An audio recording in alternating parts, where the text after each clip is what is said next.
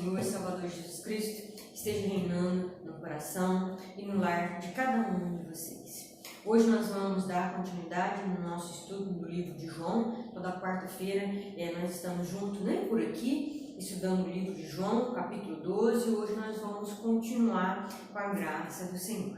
Vamos fazer uma oração antes de nós darmos início aqui no aprendizado da palavra do Senhor.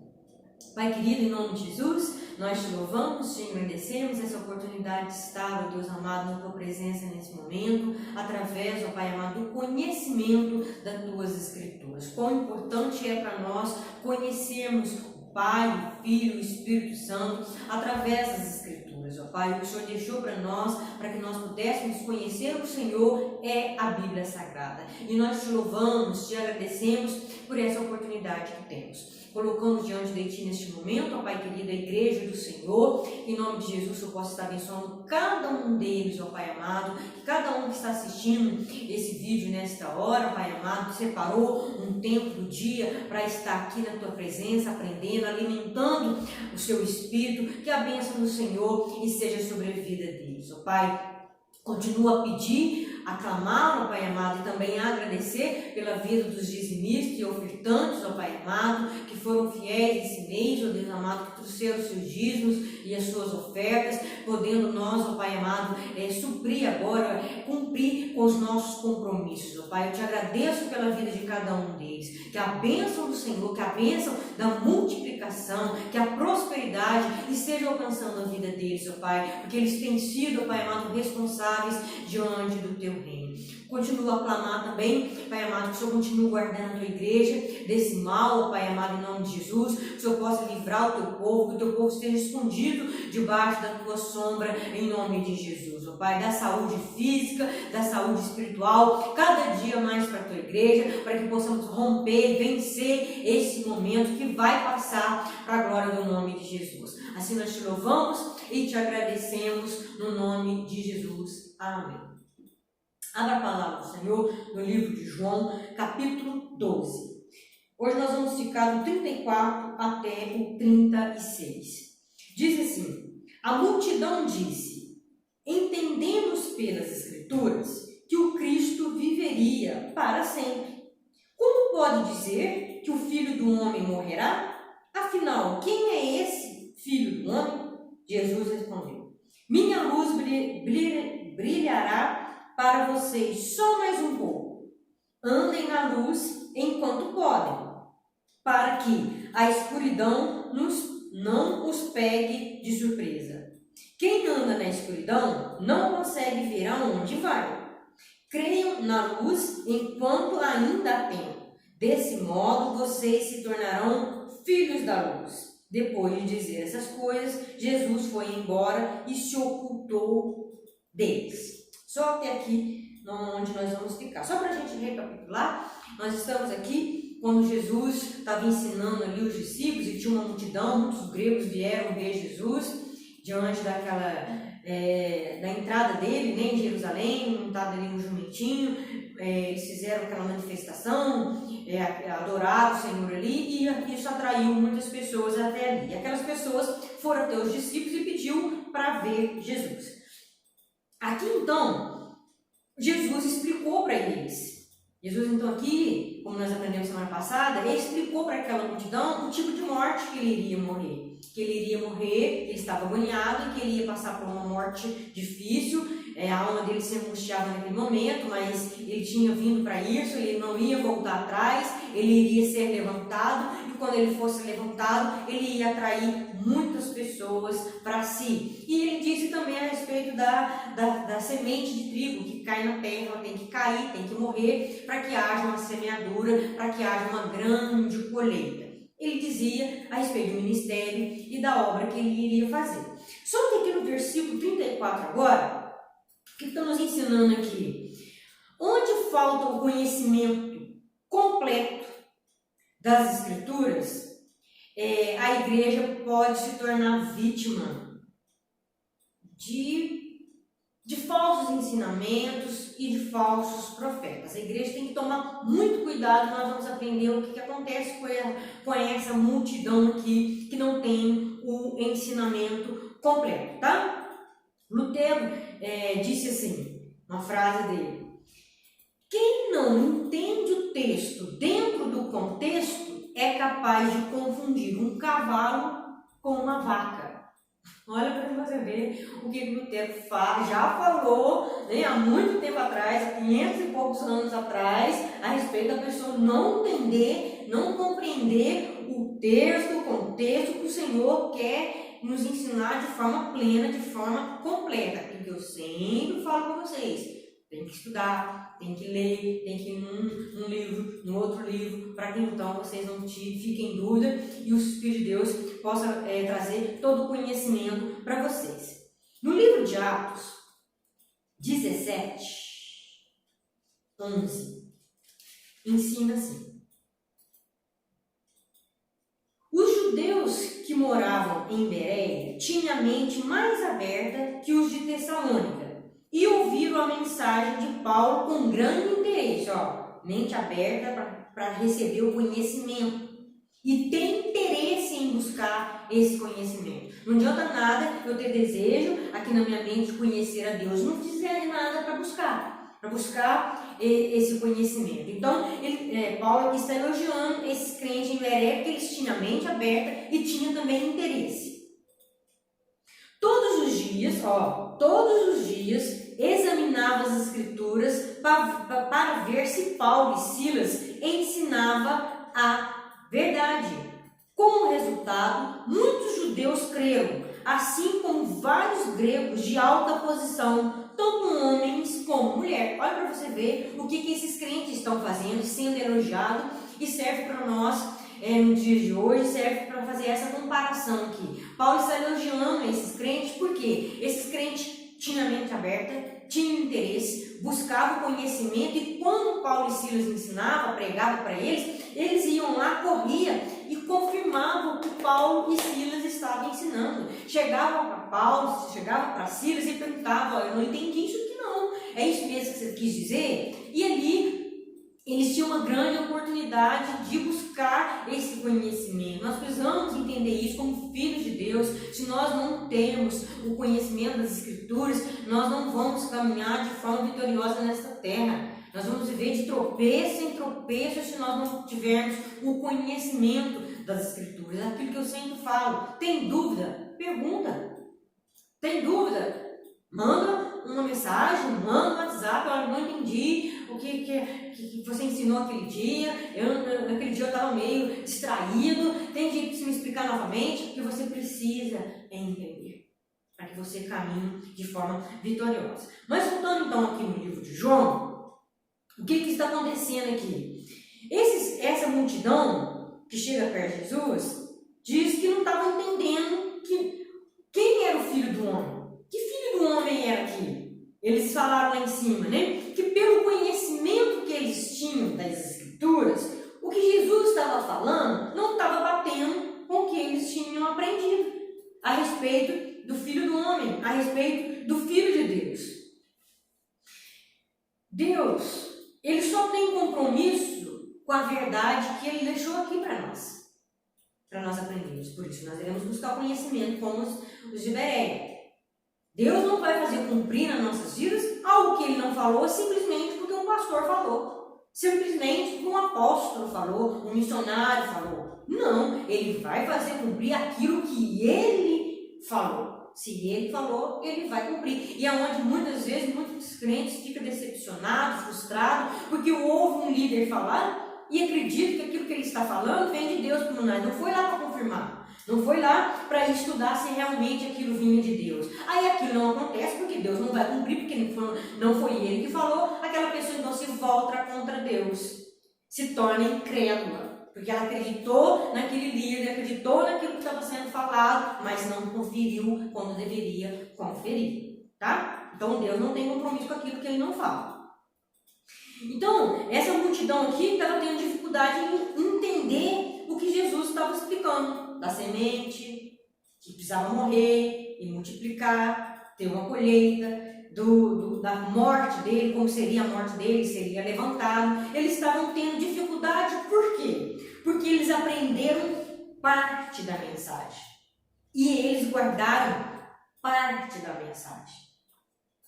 Se eu aprendo só uma parte e se eu guardo só uma parte, eu vou ter dificuldade num todo. Aí quando um todo chegar, eu vou ter dificuldade porque eu fiquei só com a parte da metade, né? Só com a parte do ensinamento. João, aqui mesmo, João 5:39, nos fala assim. João 5:39. Vocês estudam minuciosamente as Escrituras, porque creem que elas lhes dão vida eterna. Mas as Escrituras apontam para mim.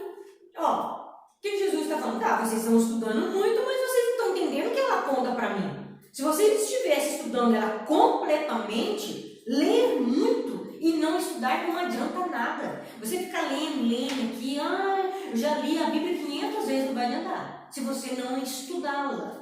A Bíblia foi feita para estudar, meditar. Mesmo que você estude, anote, medite em um versículo por dia. Vamos até diminuir o negócio. Se você estudar, meditar, seja uma parte de um versículo por dia. Você fez mais do que ler ela todinha. Só ler.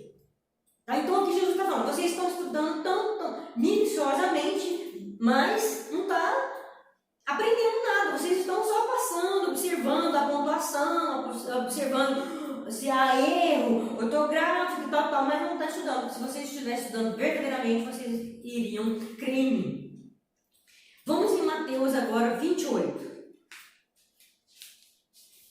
19. Mateus 28, 19. Portanto, Jesus ordenando a igreja, aos discípulos e à igreja, portanto, vão e façam discípulos de todas as nações, batizando em nome do Pai, do Filho e do Espírito Santo. Ao 20. Ensine esses novos discípulos a obedecer todas as ordens que lhes dei. E lembre-se disso, estou sempre com vocês até o fim dos tempos. O que o Senhor está falando? Vai lá, ensine os discípulos. Fala para eles como eles têm que obedecer. Ajude eles a guardar o que eles estão aprendendo. Que eles possam aprender, guardar e praticar. Não é só aprender e não guardar, ou só aprender pela metade. Tem que ser ensinado tudo. Eles têm que aprender num todo e guardar num todo para poder então colocar em prática num todo. E Romanos 10, 17.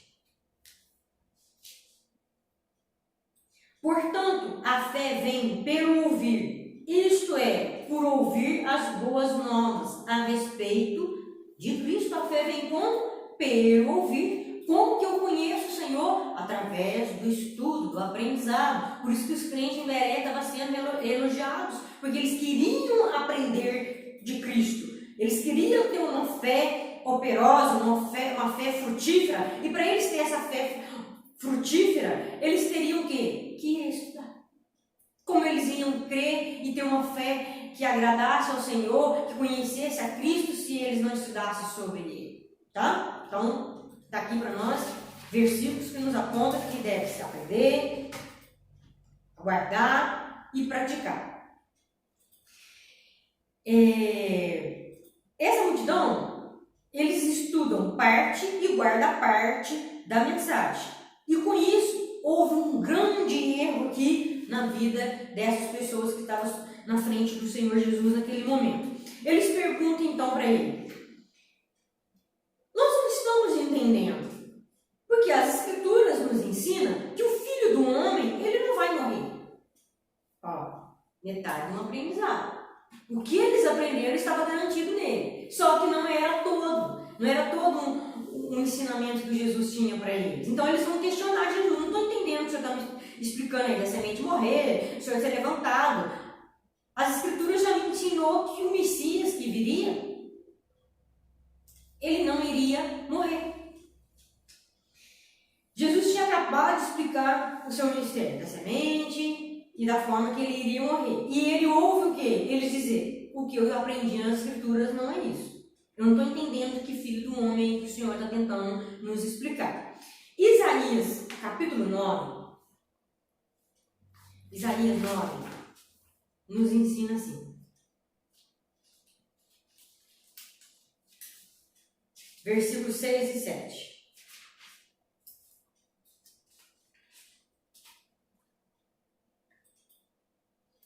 Pois um menino nos nasceu, um filho nos foi dado, o governo está sobre os seus ombros. Ele será chamado de maravilhoso, conselheiro, Deus poderoso, Pai eterno e príncipe da paz. Seu governo e sua paz jamais terão fim. Reinará com imparcialidade e justiça no trono de Davi, para todo o sempre.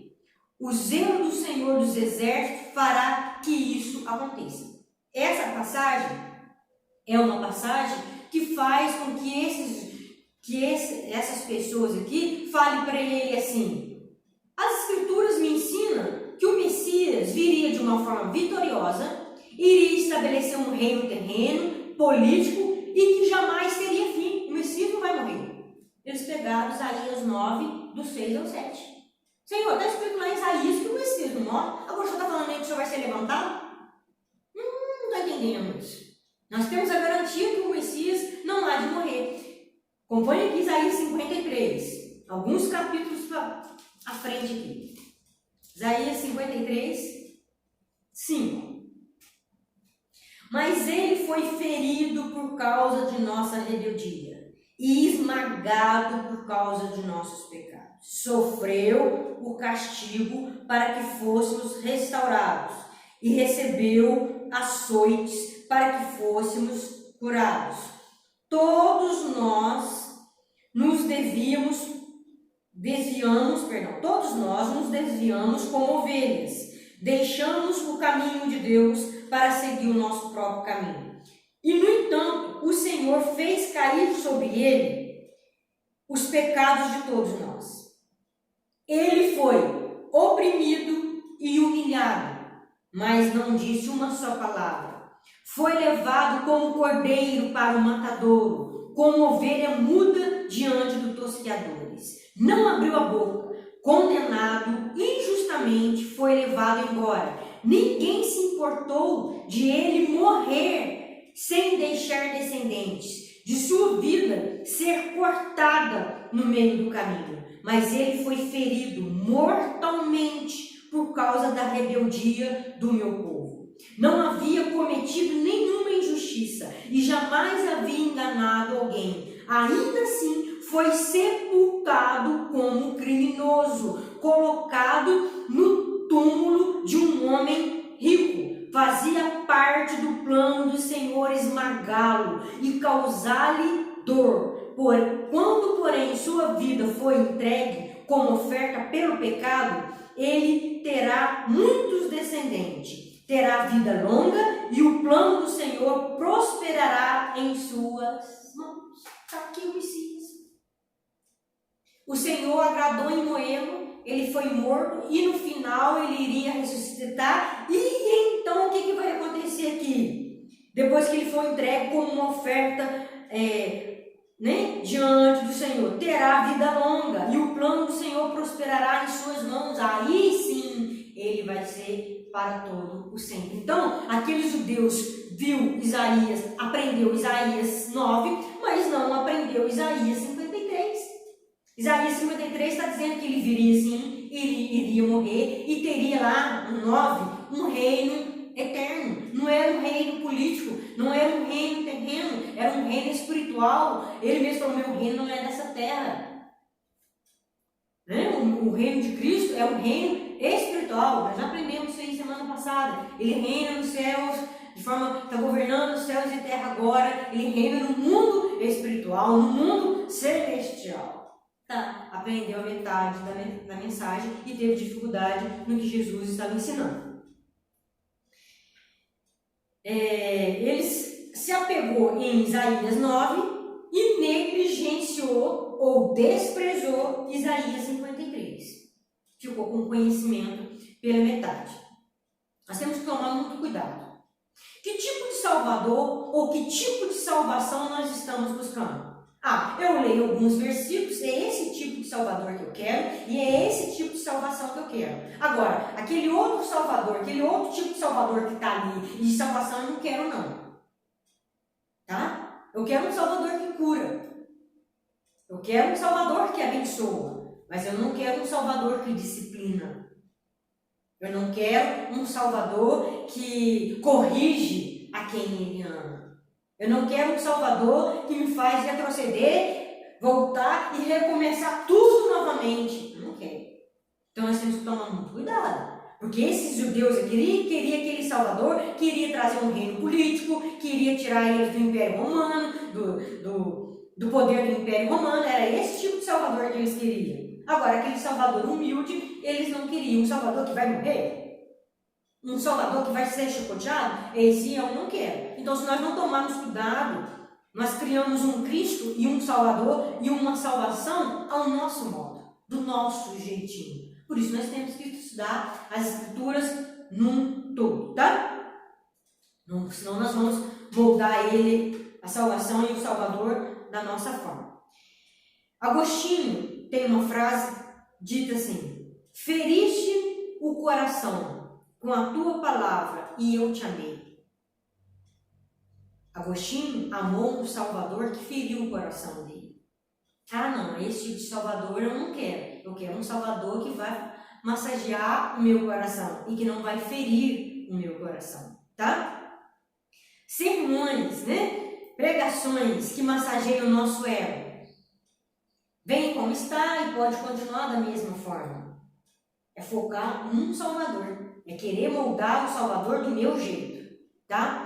Mensagens, sermões que confronta, que ofende o nosso ego, que nos mostra como nós somos indignos.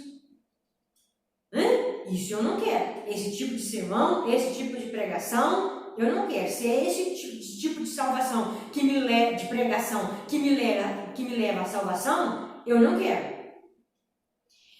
Sermão que nos ensina a lutar contra a carne, que nos ensina a lutar contra o pecado, que a nossa carne ainda não morreu, que ela quer gritar e quer tomar o controle e nós devemos lutar com ela. Isso eu também não quero. Esse tipo de sermão, esse tipo de Salvador que está me ensinando a ter que lutar contra a minha carne, não, esse aí eu não quero não, tá?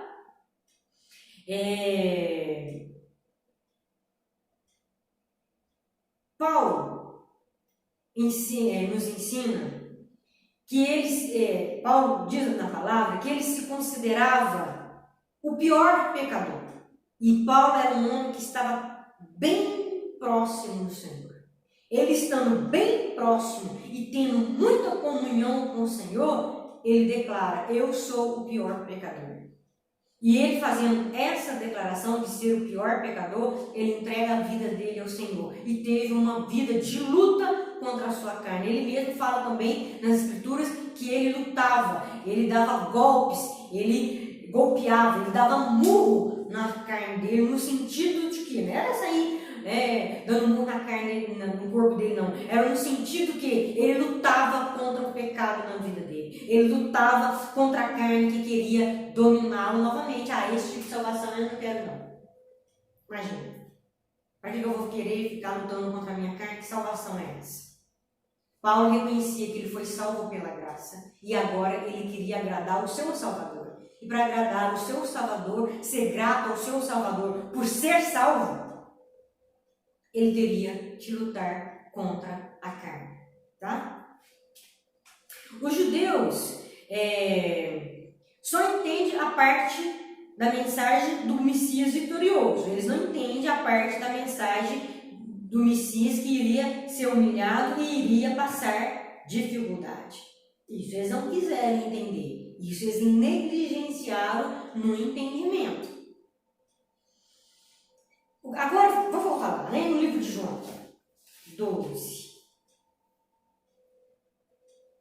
Eles então vão perguntar para Jesus: que filho do homem então o Senhor está tentando nos ensinar? Tem muitos cristãos que não conhecem o sentido aqui, quando Jesus pessoas chamam Jesus de filho do homem, ou até ele mesmo se declara ser filho do homem. Tem dois sentidos aqui. Em Daniel, capítulo 7, versículo 13, há uma profecia aqui. Daniel 7, 13 e 14. Depois, em minha visão naquela noite, vi alguém semelhante a um filho do homem, vindo com as nuvens do céu. Ele se aproximou do ancião e foi conduzido à sua presença. Recebeu autoridade, honra e soberania, para que povos de todas as raças, nações e línguas lhe obedecessem. Seu domínio é eterno, não terá fim. Seu reino jamais será destruído. Essa profecia do capítulo 7 aqui, o versículo 13 e o versículo 14, Daniel está dizendo, ele está tendo uma visão dos céus, ele está vendo aqui os céus prontos para o julgamento. Vamos colocar assim, para que você possa entender. E aqui ele está dizendo que de repente ele vê uma imagem se aproximando, semelhante ao Filho do Homem, que estava vindo para receber poder, estava vindo para receber glória, estava vindo para receber autoridade, para julgar, e todas as nações e todas as línguas iria ter que se prostrar, iria ter que obedecer esse domínio. Ele iria ter um domínio eterno. De quem que ele está profetizando? Ele está profetizando de Jesus. Ele está profetizando do Messias, que viria e seria chamado como Filho do Homem. O que significa aqui? Por que ele fala Filho do Homem nesse momento aqui? A ponto que, para um governo que Jesus teria quando ele viria, futuramente que ele ainda vir, ele veio e vai retornar, era um governo que universal, ele iria governar toda a humanidade, que seria eterno e indestrutível. Em contraste com essa profecia aqui no capítulo 7, depois se você quiser dar uma lida, que Daniel está vendo governos sendo representados por animais. Ele está vendo que um governo tem lá o semblante de leão, era o governo da Babilônia, um governo terreno, Babilônia. Depois ele está vendo um governo sendo representado por um urso, do Medo Persa. Depois ele também está vendo um governo sendo representado por um por um leopardo, que era o governo grego. E depois ele está vendo também um animal meio que confuso ainda, que estava tendo ali dente de ferro. Um império muito poderoso era o Império de Roma, quando Jesus viria. Aí Jesus então vem agora no Império de Roma, visto aqui, profetizado por esse com dente de ferro, e ele iria governar. O poder do Filho do Homem, desse próximo reinado, seria com autoridade muito maior do que aquele império da Babilônia, daquele império do urso, daquele império do leopardo, do dente de ferro. Então, quando os judeus contemplam isso, eles não entendem que o governo que Jesus iria trazer, o Filho do Homem, seria um governo espiritual. Ele entende, pronto, então o Filho do Homem vai vir agora e vai ter um governo maior do que ele de Roma, que está nos oprimindo aqui. Eles não entenderam que o governo dele seria um governo espiritual.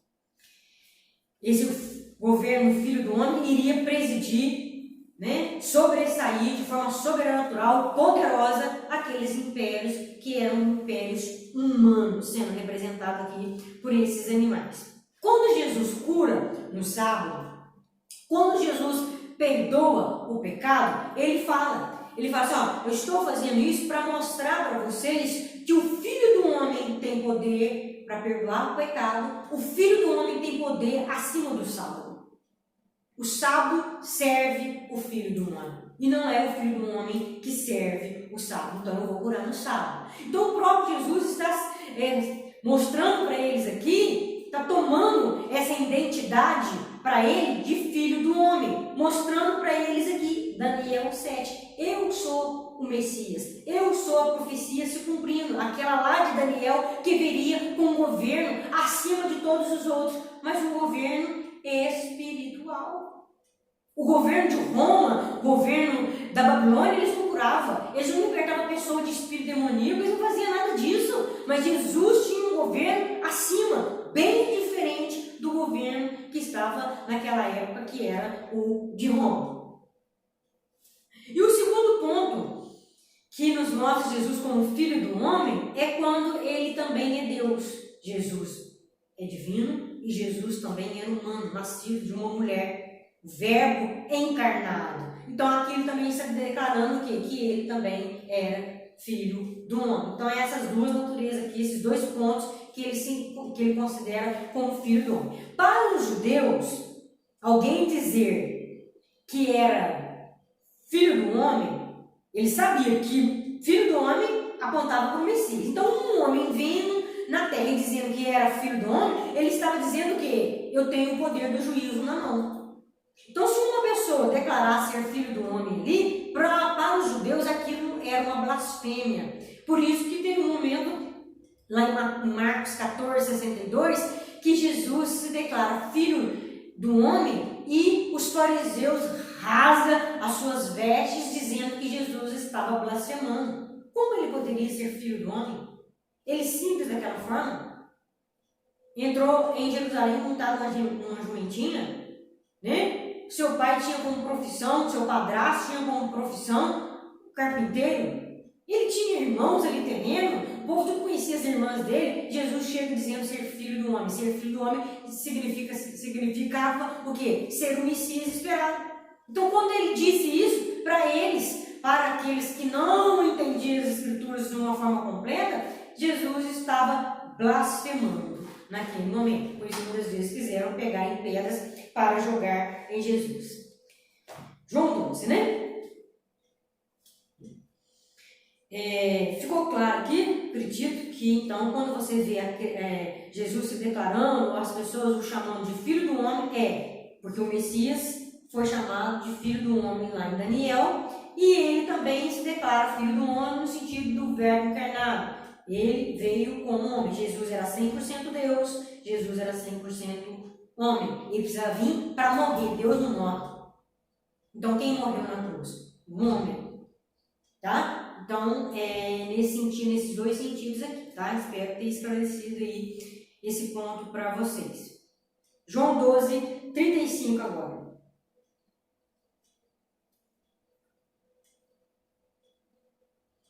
Jesus respondeu: minha luz brilhará para vocês só mais um pouco. Andem na luz enquanto podem, para que a escuridão não nos pegue de surpresa. Quem anda na escuridão não consegue ver aonde vai. Creiam na luz enquanto ainda há tempo. Desse modo vocês se tornarão filhos da luz. Depois de dizer essas coisas, Jesus foi embora e se ocultou deles. Então, Jesus viu que eles não tinham entendido nada. Que eles tinham só Isaías 9 e não tinha Isaías 53. Que eles tinham Daniel, mas não estavam compreendendo que Daniel estava profetizando sobre um reino espiritual. Jesus então vira e fala: olha, daqui 2 ou 3 dias eu não estarei aqui com vocês mais.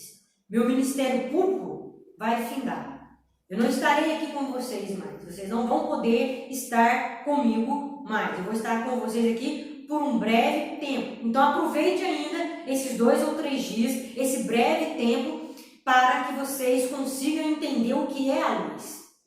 Tá? Vocês estejam brilhando como eu sou a luz. Aí ele vai ensinar. Aquele que anda na luz, que crê no Senhor, ele não faz confusão. Ele sabe muito bem para onde ele está indo. Ele conhece as Escrituras.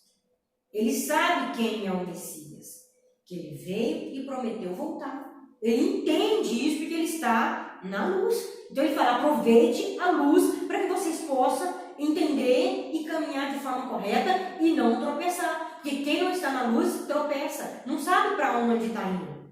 Quem não tem o conhecimento das Escrituras. E quando você tem o conhecimento das Escrituras, você também se torna um portador da luz. Você se torna filho da luz. Então a igreja, ela é portadora da luz. A igreja sabe para onde ela está indo.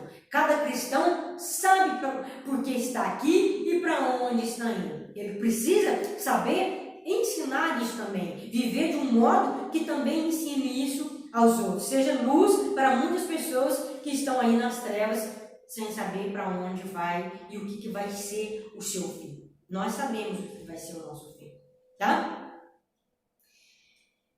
Jesus, em Mateus 5,14, ele diz lá, né? Vocês são a luz do mundo, porque vocês são filhos da luz. Então vai lá e comece a iluminar. Tá vendo? Quanto conhecimento você está tendo aqui hoje? Para que você está tendo esse conhecimento aqui? Para você guardar esse conhecimento. Guardado esse conhecimento, você pratica, você ensina, você vive esse conhecimento. Você é um filho da luz, iluminando. Você é a luz no Senhor agora, tá? Luz traz o conhecimento correto, verdadeiro e completo das Escrituras. Aquela multidão não estava tendo luz, por isso que tinha parte do conhecimento e ficou ali sem entender o que Jesus estava falando. Então, quando nós temos luz, nós temos um conhecimento correto, verdadeiro e completo do que o Senhor tem para cada um de nós, tá? Vamos ao versículo 36 agora. Creiam na luz enquanto ainda há tempo. Desse modo vocês se tornarão filhos da luz. Depois de dizer essas coisas, Jesus foi embora e se ocultou deles. Então Jesus está dizendo, creia enquanto há tempo. Primeiro Jesus diz, creia enquanto há tempo. 2 ou 3 dias ainda estou aqui, ainda há tempo. Depois Jesus fala aqui que ele vai embora, ele se ocultou deles. Jesus já não estava mais perto deles. Vamos para Isaías, olha para ver a comparação entre os versículos. Isaías 55. É um texto que nós já estamos vindo aqui várias vezes. Eu acredito que o Senhor está tendo algum propósito aqui no Isaías 55, porque nós estamos sempre voltando nessa passagem aqui para nós. Então o Senhor está ensinando, está nos fazendo lembrar Isaías 55. Por isso que estamos sempre retornando nele. Isaías 55, versículo 6. Do 6 até 11. Busque o Senhor enquanto se pode achá-lo. Invocai-o agora, enquanto ele está perto. Olha para você ver. O Antigo Testamento está dizendo que o tempo é limitado. O tempo não vai ser para sempre. Jesus lá falou para eles a mesma coisa. Estou com vocês mais alguns dias. Aproveite para andar na luz. Aproveite para receber a luz. Jesus acaba de dizer isso e se oculta. Sai de perto deles. Deus também está falando aqui. Me busque enquanto eu estou perto. Me busque, me invoque enquanto se pode achar. No Antigo Testamento e Novo Testamento apontando para a mesma coisa. O tempo é limitado. O Senhor não vai esperar para sempre. Essa luz não vai brilhar para sempre. Ela vai se apagar. Ela vai se recolher. O Senhor não vai estar para sempre perto. O Senhor não vai estar para sempre com os ouvidos atentos para ouvir aqueles que invocam. Não vai ser sempre. Tá? Existe aí um limite. O tempo está se esgotando. Precisamos estar atentos a isso aqui. Ó. Por que nós temos o símbolo da eternidade como uma ampulheta? Não vai ser para sempre. Está esgotando. Cada dia que passa, se esgota mais. Então não vai esperar a nossa boa vontade para sempre. O Senhor não vai tolerar para sempre a nossa vida longe, na escuridão. Ele está tendo paciência, Ele está dando tempo, Ele continua brilhando, Ele está com os ouvidos atentos. Só que vai chegar um momento que isso vai ser recolhido. Versículo 7 agora. Que os perversos mudem de conduta e deixem de lado até mesmo a ideia de fazer o mal, que se voltem para o Senhor, para que Ele tenha misericórdia deles. Sim, voltem-se para o nosso Deus, pois Ele os perdoará generosamente. Então, aqui está nos ensinando, tanto aqui como lá em Jesus, lá em João 12, que o Senhor ele tem prazer em perdoar. O Senhor tem um coração bondoso. Ele é misericordioso. Ele está nos dando tempo. O Senhor aceita um verdadeiro arrependimento. Qual que é o verdadeiro arrependimento? É esse aqui, ó. Mude a sua conduta. Se arrependa. Confesse ao Senhor os seus pecados e mude a sua conduta. Ele tem prazer em nos perdoar. Ele está desejoso para que nós o busquem, para que Ele libere esse perdão sobre as nossas vidas. Ele está esperando que haja um verdadeiro arrependimento, para que nós venhamos sair dessa escuridão, de uma vida de pecado consciente. Mas o tempo está passando. Vai chegar a hora que ele vai ser recolhido, que esse perdão vai ser recolhido. Vai chegar a hora que não vai haver mais a luz, vai restar somente a escuridão e as trevas. Versículo 8 agora. Meus pensamentos são muito diferentes dos seus, diz o Senhor. Meus caminhos vão muito além dos seus caminhos. Pois, assim como os céus são mais altos do que a terra, meus caminhos são mais altos que os seus caminhos, e os meus pensamentos bem mais altos do que os seus pensamentos. Por isso precisamos sempre ter luz. Porque o Senhor está falando, você está muito longe de pensar como eu penso. Seu caminho está muito longe do meu. Mesmo nós na luz ainda nós estamos longe. Imagina se nós caminharmos nas trevas. Nós não vamos saber para onde irmos. Por isso, o Senhor está na luz, ainda está com cada um de vocês. Jesus disse, a pregação de Jesus e a pregação dos discípulos, qual é? Arrependei-vos, porque é chegado o reino. O reino está aqui. A luz está aqui. Se arrepende, porque o reino vai ser recolhido. A luz vai ser recolhida. O tempo você não sabe, porque o seu tempo, o seu pensamento não é o de Deus. Então, busque a luz enquanto há tempo. Busque o caminho dele enquanto há tempo. Busque trilhar o caminho dele enquanto há tempo. Porque ele tem planos para nós. Tente buscar, entender, caminhar nesses planos que ele tem para você. O versículo 10 aqui agora. A chuva e a neve descem dos céus e na terra permanece, a terra regada. Fazem brotar os cereais e produzirem sementes para o agricultor e pão para os famintos. O mesmo acontece à minha palavra. Eu a envio e ela sempre produz fruto. Ela fará o que desejo e prosperará onde quer que eu a enviar. Mais uma vez o Senhor está falando, a minha palavra, ela vai se cumprir. Qual tem sido a minha palavra? Eu sou luz, caminhe à luz, busque a luz enquanto há tempo. Se você fizer isso, você vai ser um filho da luz. Você vai brilhar nessa terra como um filho da luz. Ela está vindo e ela não vai voltar para mim vazia. Há tempo, ainda há tempo de você invocar, ainda há tempo de você se converter, ainda há tempo de você se arrepender. Ainda há tempo, porque o Senhor ainda está perto. O Senhor ainda está ouvindo. Os olhos do Senhor ainda estão atentos em direção à sua vida. Então, é o tempo de se arrepender. É o tempo de mudar de vida. Ainda há tempo antes que o Senhor se oculte, que o Senhor se afaste. O Senhor ainda não se afastou. O Senhor ainda não o ocultou.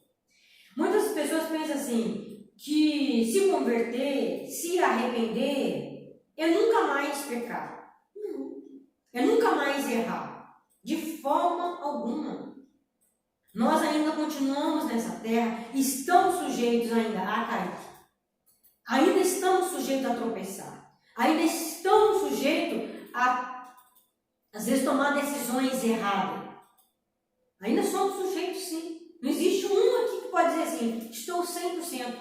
O apóstolo Paulo, um homem chegado do Senhor, um homem que contemplou os céus, a morada do Eterno, ele disse, eu sou o pior dos pecadores. Então, se arrepender, se voltar para o Senhor, andar na luz, não significa que nós não vamos, que vamos ser perfeitos.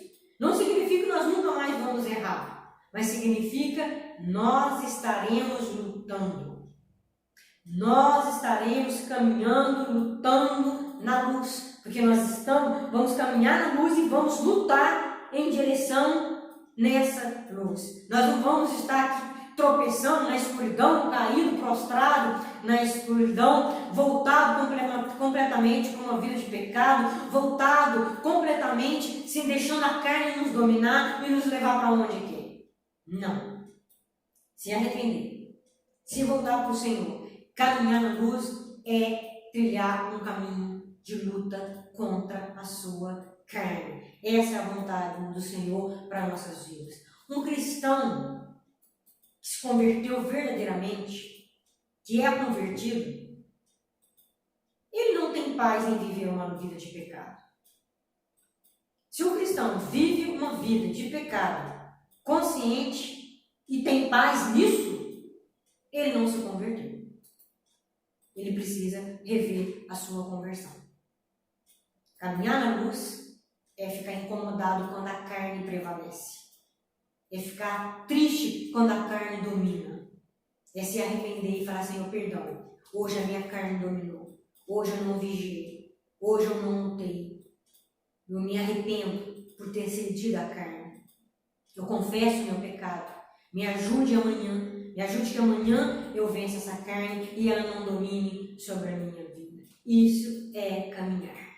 Enquanto existe luz. Enquanto o Senhor ainda não virou as costas e se ocultou como ele fez com aquela multidão. Amém? Vamos fazer uma oração? Em nome do Senhor.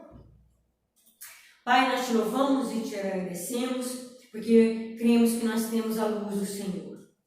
Cremos em nome de Jesus que nós somos os filhos da luz através do que Cristo fez. Nos ajude a caminhar nessa luz, nos ajude a cada dia, Pai amado, em nome de Jesus, ter o conhecimento da Tua Palavra, guardar a Tua Palavra, ter o conhecimento completo da Tua Palavra e não somente partes da Tua Palavra, que ter somente parte da Tua Palavra pode nos fazer enganar como essa multidão aqui estava enganada diante do Senhor naquele momento. Que nunca nos falte a luz para trazer para nós o conhecimento completo, verdadeiramente, da Tua Palavra, em nome de Jesus. Que tudo aquilo que nós estamos aprendendo, o Senhor nos ajude, ó Pai amado, a guardar no coração e colocar em prática pelo poder do nome do Senhor. Que a Tua igreja possa brilhar. O Senhor falou que a Tua igreja é luz, que a Tua igreja possa caminhar brilhando, trazendo conhecimento, trazendo também entendimento para aqueles que estão ao redor deles, que estão andando nas trevas. Dê oportunidade, ousadia, sabedoria para que a Tua igreja caminhe nessa luz e possa ajudar muitas outras pessoas a sair das trevas pelo poder do nome de Jesus. E que o amor de Deus Pai, a graça do Teu Filho amado e a doce consolação, a comunhão do Teu Espírito Santo possa ser com a Tua igreja, não só hoje, mas para todo sempre. Amém.